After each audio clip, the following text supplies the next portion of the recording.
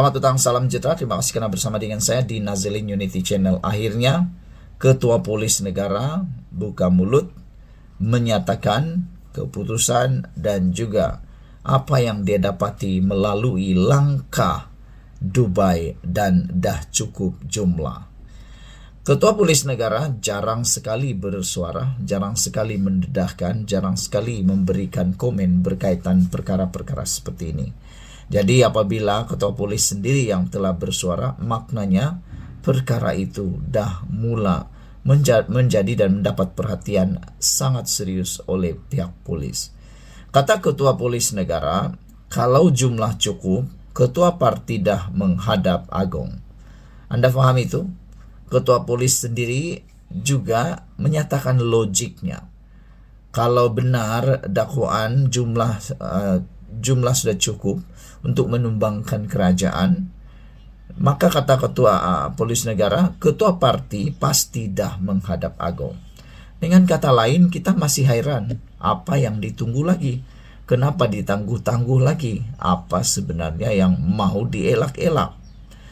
Razaruddin Hussein mempersoalkan mengapa dakwaan bahwa pembangkang mempunyai bilangan yang mencukupi untuk membentuk kerajaan dibuat oleh mereka yang tidak mempunyai authority. Katanya, sekiranya dakwaan tersebut benar, sudah pasti ia datang daripada pemimpin parti berkenan. Tapi tiada pernah disebut oleh Hadi Awang, tidak pernah disebut oleh Muhyiddin Yassin. Yang menyebutnya pula adalah hanya seorang Menteri Besar Kedah, bukan ahli parlimen, jauh sekali calon Perdana Menteri.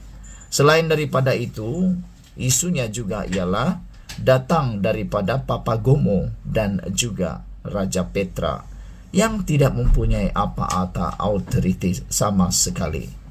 Kata Ketua Polis Negara, sekiranya dakwaan tersebut benar, sudah pasti ia datang daripada pemimpin parti berkenan.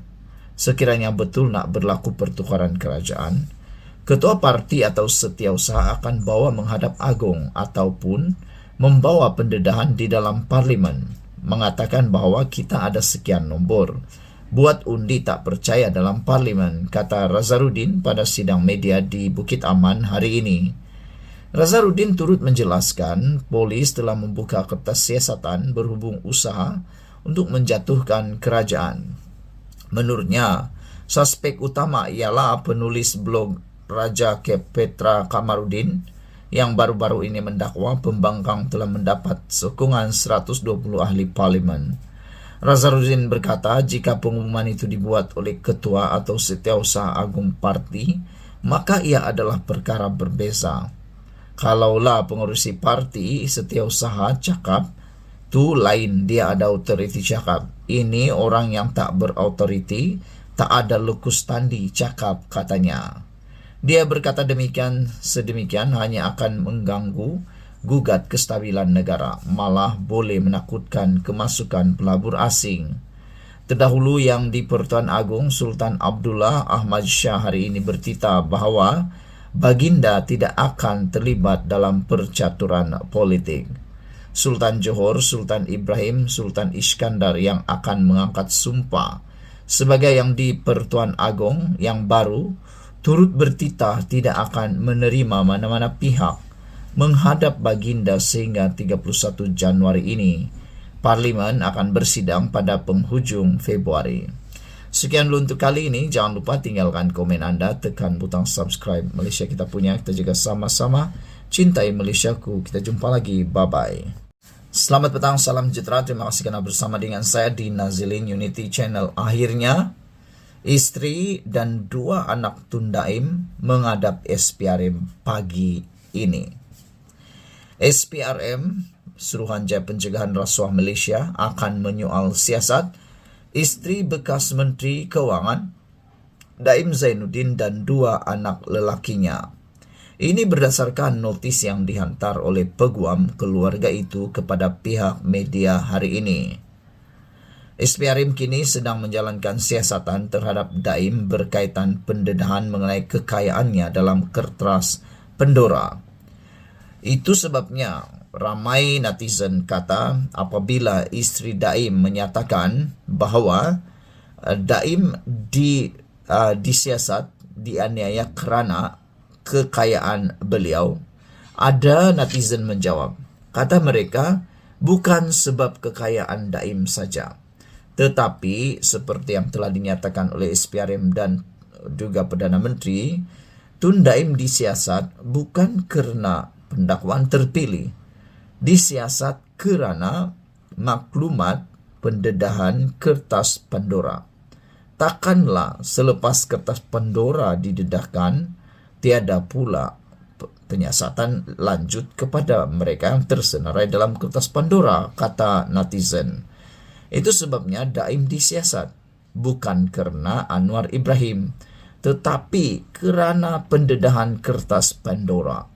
Kertas Pandora ini pula telah didedahkan bukan oleh Anwar Ibrahim, tetapi media antarabangsa. Dalam kertas Pandora itu menyenaraikan beribu-ribu nama orang-orang kaya, orang-orang kenamaan, orang-orang macam-macam jenis orangnya yang mempunyai kekayaan yang amat-amat meragukan.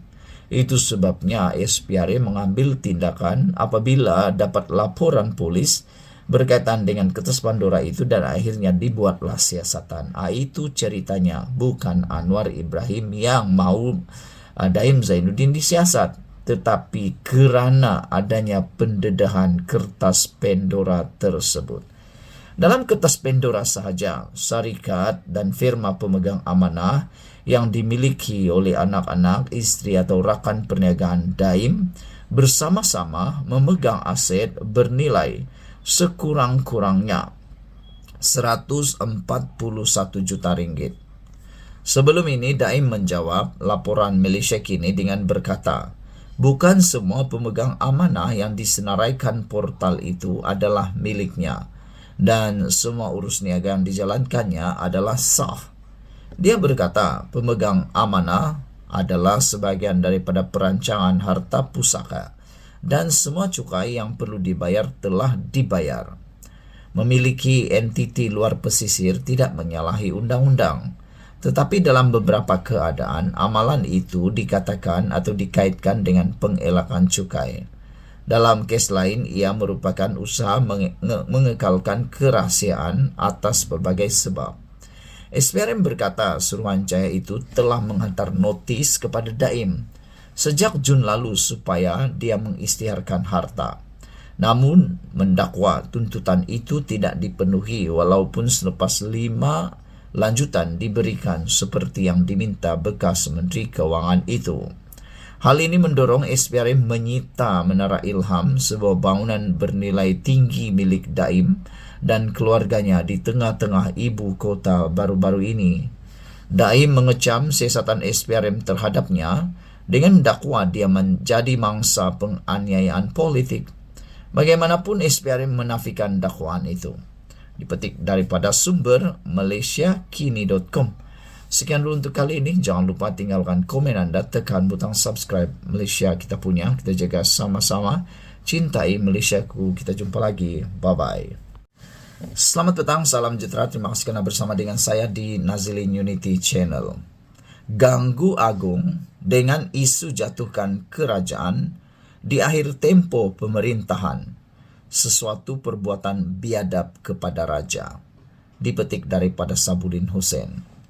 Semua rakyat Malaysia, bahkan hampir seluruh dunia tahu tempo pemerintahan Sultan Pahang Al-Sultan Abdullah Riayatuddin Al-Mustafa Bilal Shah sebagai Yang di-Pertuan Agong akan tamat pada 30 Januari 2024. Bermula 31 Januari, Agung baru iaitu Sultan Johor, Sultan Ibrahim, Sultan Iskandar yang akan memainkan peranan sebagai ketua negara sehingga tahun 2029.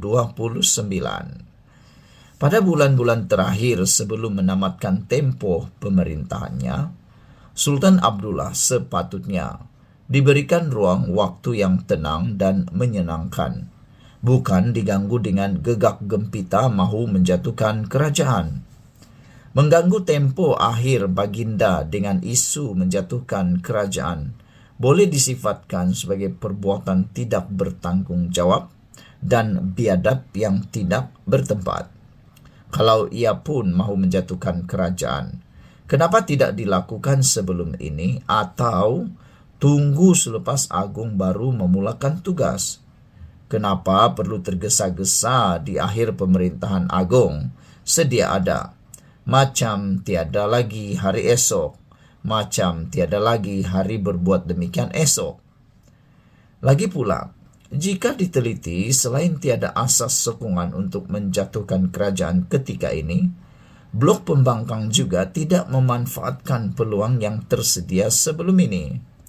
Sebaik Anwar Ibrahim dilantik sebagai Perdana Menteri, penegasan pertamanya ialah agar usul percaya di parlimen dibentangkan terhadapnya. Tujuan Anwar berbuat demikian tidak lain ialah agar keabsahannya tidak lagi dipertikaikan oleh mana-mana pihak. Tetapi ketika usul berkenan dibentangkan di parlimen, Anwar terbukti bukan saja mendapat sokongan majoriti, bahkan blok pembangkang langsung tidak berani mengangkat muka. Tiada undi menentang yang berani dikemukakan oleh blok pembangkang, yang bermakna keabsahan Anwar sebagai Perdana Menteri tidak perlu dipertikaikan lagi. Sepatutnya dengan undi percaya yang lulus penuh itu, ia berkuat kuasa sehinggalah parlimen dibubarkan dan mengekang sama sekali sebarang usaha menumbangkan kerajaan di tengah jalan. Jika tidak, apa guna usul undi percaya? Kiranya sepanjang masa ada saja cerita kerajaan mahu dijatuhkan. Kemudian, jika pun blok pembangkang masih ada sisa-sisa gairah yang masih berbaki mahu menjatuhkan kerajaan, mereka patut melakukannya dengan menolak belanjawan tahun 2024 pada Oktober lalu. Sekali lagi, mereka nampaknya tidak mampu untuk melakukannya. Dengan itu, mengapa baru sekarang kecoh-kecoh semula dengan cerita mahu menjatuhkan kerajaan? Dan kenapa mesti menyusah, mengganggu dan menyerabutkan pemikiran agung yang bakal menamatkan tempo pemerintahan dengan isu menjatuhkan kerajaan?